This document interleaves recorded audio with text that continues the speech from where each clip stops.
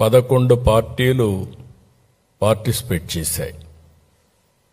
2 హౌసెస్లో కలిపి 17 34 మంది సభ్యులు భాగస్వాములయ్యారు, పార్టిసిపేట్ చేశారు.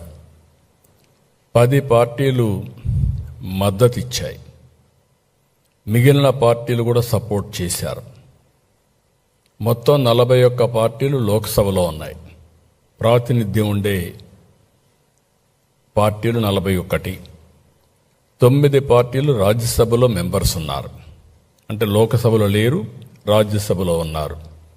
అన్నీ కలిపి 50 పార్టీలు. 50 పార్టీలు నేరుగా మాట్లాడిన వారు పూర్తిగా సహకరించారు.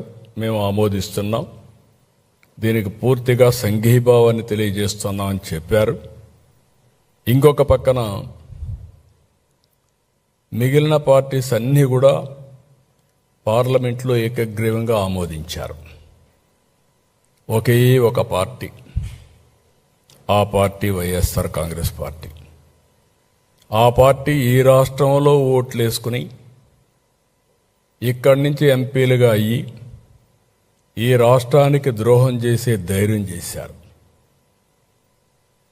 దేశమంతా ఒక దారి అయితే వీళ్ళది ఇంకొక దారి అయ్యే పరిస్థితి వచ్చింది.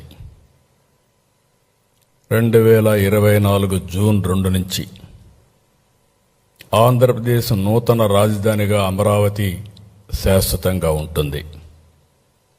రాష్ట్రపతి ఆమోదం త్వరలో వస్తే చట్టంగా మారుతుంది.